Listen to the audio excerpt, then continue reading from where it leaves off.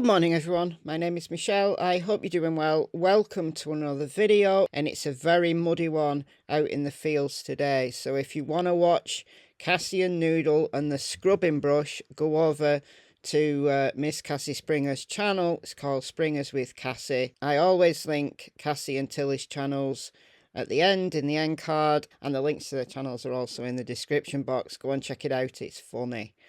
Anyway, we're going to talk about the Summer Wells case today. I've got a couple of things to talk about regarding that case.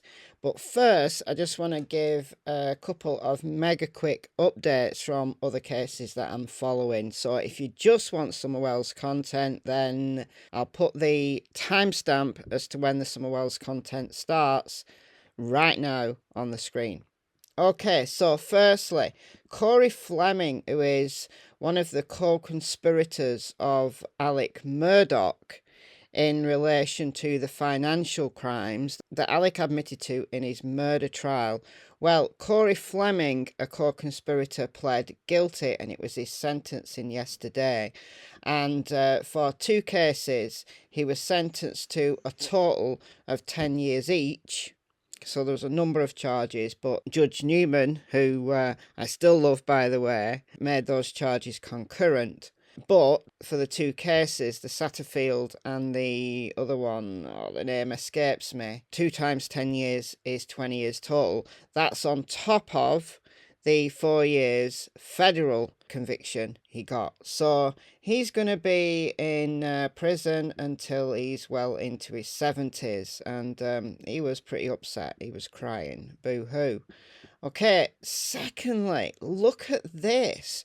Now, this is regarding cameras in the courtroom. The discussion we had yesterday in my video regarding cameras in the courtroom, because in the Brian Kohberger case, both the prosecution and the defence want cameras taken out of the courtroom for all future hearings and for the trial. The judge, as I talked about yesterday, didn't make sense to me. The judge's comments didn't make sense. He's not made his mind up yet. But look at this. Look at this. This is in the Delphi case. Defendant Richard Allen wants the judge to allow cameras in court. The attorneys of Richard Allen, the man accused of killing the 2 Delphi teens, asked the judge to allow cameras in the court for all future proceedings, including his murder trial. The public's thirst for information in this case offers up an opportunity for transparency and the education of the public. Bradley Rossi and Andrew Baldwin argue that allowing cameras will ensure fairness, reduce the risk of unpredictable witness behaviour, and boost the public's trust in the judicial system. Exactly. Richard Allen, of course, accused of murdering Abby Williams and Libby German. Under Indiana law, it's only recently, very recently, the rule was recently amended effective May 1st, 2023, empowering all Indiana trial judges at their discretion to authorise the broadcasting of legal proceedings in their respective court proceedings. So it's only recently that Indiana has allowed cameras in court. Previously, cameras weren't allowed in Indiana courts, like the UK. It's only very recently, 2020, I believe, that cameras have been allowed in courts in the UK, but it's only under very specific circumstances. So I'm hoping that that widens out and we get with the programme of the 21st century, that the public wants transparency. The public wants to see justice in process. Why can't we have transparency? Criminal cases are meant to be public domain information. You can turn up at a courthouse and sit in a courtroom and watch a trial. This is the 21st century, though. Cameras exist. I think that all trials should be recorded, and there should be a link that you can watch if you want to. All right, most trials, people aren't interested. It's one of these high-profile cases where this conversation comes up. And surely the Delphi case is as big, it's as public, it's as interesting to the public as the Idaho case, Brian Kohberger's case. And Richard Allen and his attorneys want the transparency. And if you read this documentation from Richard Allen's defence, the arguments that they make in favour of having cameras in the court is exactly what I talked about yesterday. Defendant Allen requests that the court consider authorising the broadcasting of pre-trial proceedings to assess the practicality, advantages and disadvantages of broadcasting any future trial in this, let's just say, case, not cause. So good on that team. Good on them. I mean, Richard Allen is swearing up and down that he's innocent, so he's got nothing to hide. What does Kohlberger have to hide? Anyway, yeah, I thought that was really interesting. But it's right there if you want to read it. So on my Twitter. My Twitter is MichelleAfterDark. MichelleAfterDark. All right, over now to the Summerwells case. Let's go.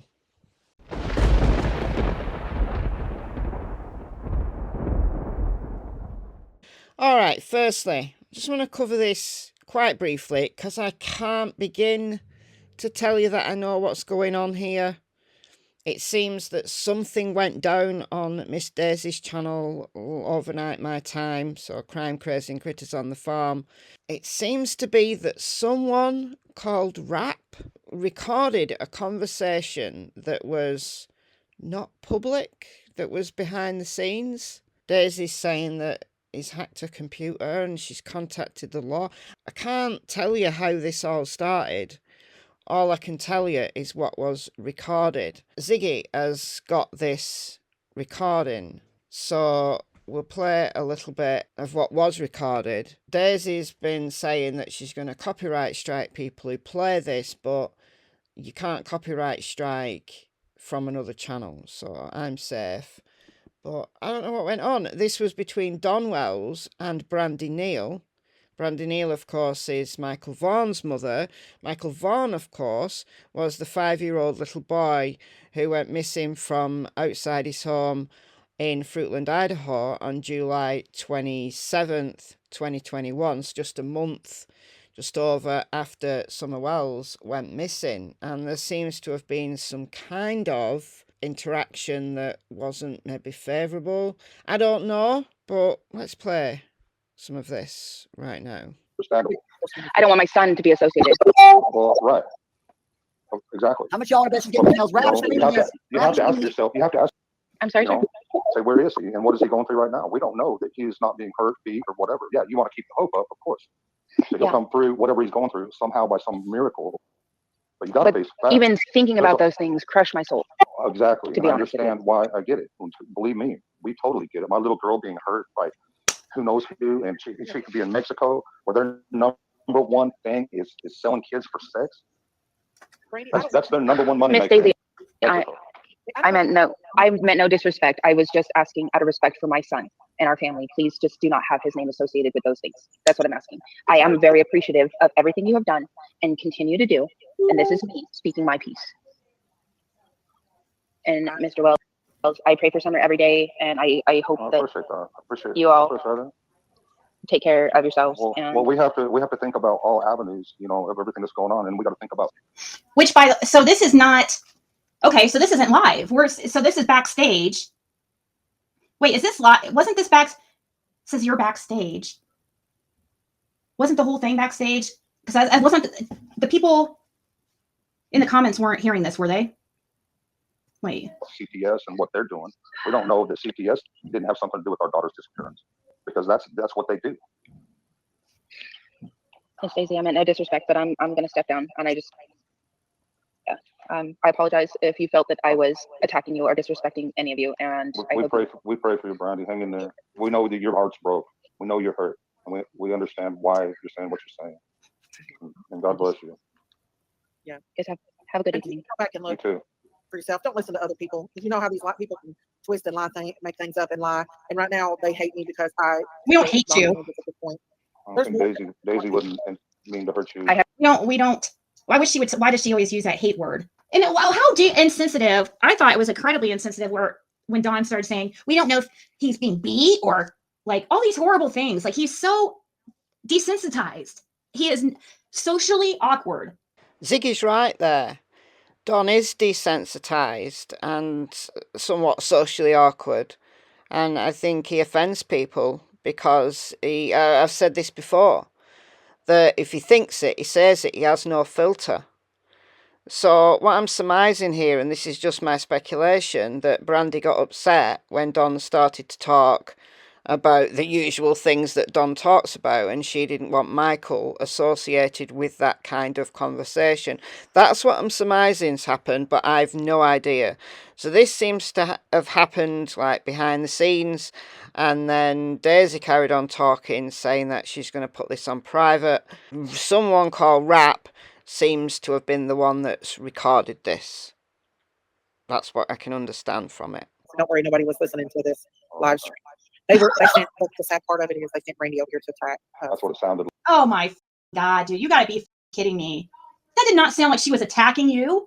No, I wouldn't say that there was any attacking. Certainly in the recording that I've had access to, what Brandy said before this, I've no idea. But she seemed very respectful. She just didn't want Michael's name associated with whatever it was that Don was talking about. The mother of little Michael, who has got absolutely no idea what's happened to him, but law enforcement says that they believe he's deceased. I mean, come on. Come on, she's entitled to say her piece. And just because it doesn't agree with what Don and Daisy think, then that's not attacking at all.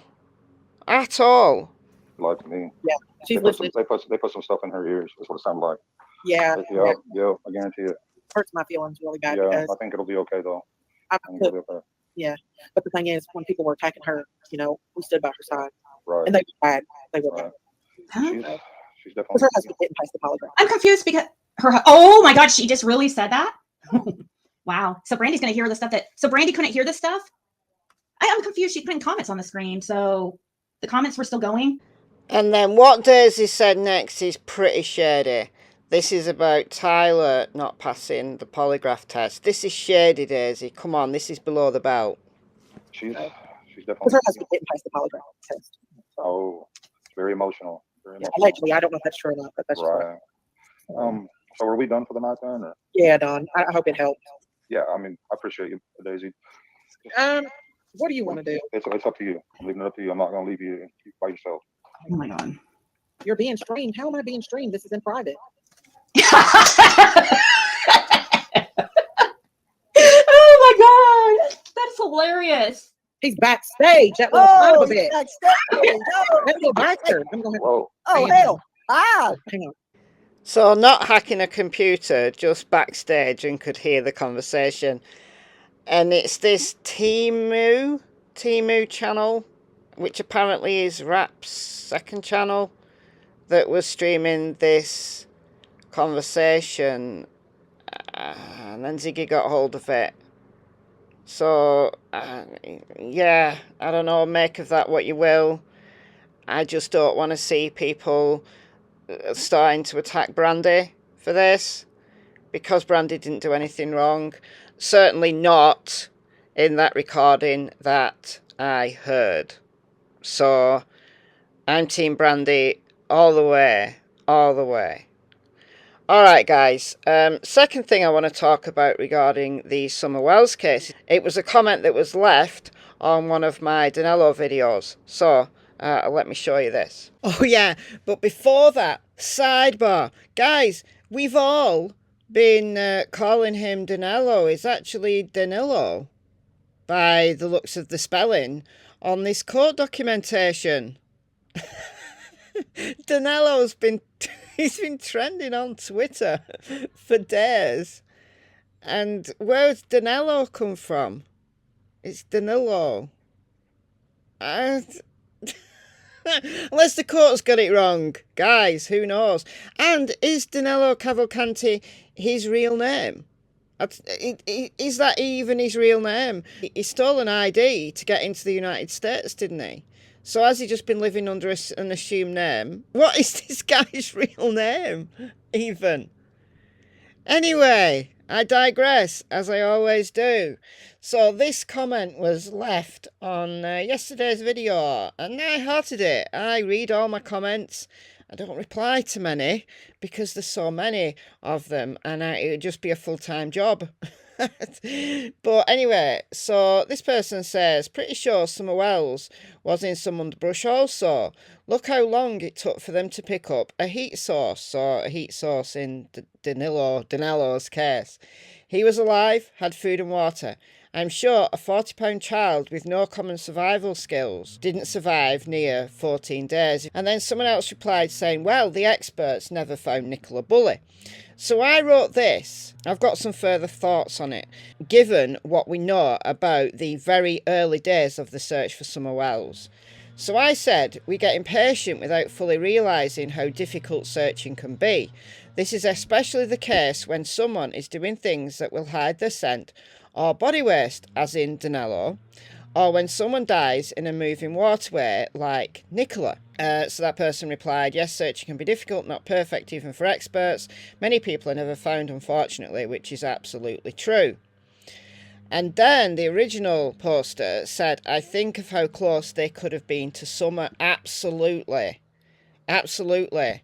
I'm going to heart both of those comments. Boom, boom. Dinello was doing things to purposefully hide his scent.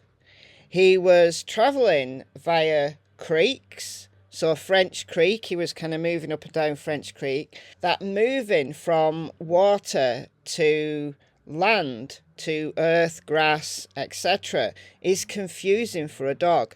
The scent's still there in water, but for a much shorter time, and it's weaker, especially when the water's moving like in a creek. It's a little bit different in still water. When the water's moving, as in a creek or a river, very confusing for a dog. Also, apparently, Dinello was hiding his body waste, his fecal matter, burying it, so that there wouldn't be any signs of him being there. But yeah, he left his hoodie and his shoes and whatever, I don't know. This is just stuff that's coming out. This is just stuff that he's apparently told law enforcement. I don't know whether it's true or not. But he has been very clever in the way that he's been moving around the environment. And of course, he escaped one perimeter, almost escaped a second perimeter, but it took them that long to detect a heat source. Or did it? Because you've got to think about this, that they were only actually searching in that location, in that specific location, since they found that stolen van. So when was that? Saturday. And then he was found Thursday. So what? 5 days, 4 or 5 days that they were searching in that specific location. But it did take them that long. It didn't take them 14 days. It took them 4 to 5 days to actually find a heat source of him in that location. But it was a small location, like they'd narrowed it down. You know, it was like, I don't know, like a 3 mile by 2 mile stretch initially, and then they narrowed it down and kept narrowing it down, and they were convinced it was in this very small area. And then it was the burglar alarm that went off that helped them realise specifically where it was, and then they detected the heat source, and then they got the boots on the ground and the dogs to circle this heat source. So Dinello was actively hiding. Now, let's juxtapose that to the Summer Wells case. And in Summer's case, if she was, let's just go with what law enforcement, clearly their main theory was in the early days, and maybe still is, because the first and last we heard from Detective John Pruitt was that she could easily have just got lost in the woods. Leslie Earhart has talked about it as well. If they are following the premise that she got lost in the woods, look at the expanse of that, just that one mountain, right? And I'm not saying that Summer on her own was able to climb to the top of Chimney Top. I'm not saying that at all. But their search radius was 4.5 square miles, which is probably about a mile and a half, the radius. it's very possible that Summer got further if it really was no crime and that Summer literally just wandered away and got lost. If she'd got further because she was missing longer than they thought, all of that searching, every single piece of that search was looking in the wrong place. Because the aircraft, the helicopter, everything with heat-seeking technology was focused around one specific area. And that is, in my opinion, where the footprints were. We know where the footprints were. We know where the scent alerts were. As per what some of the neighbours have said, talked about that a lot. And that helicopter, it goes round and round and round and round that area.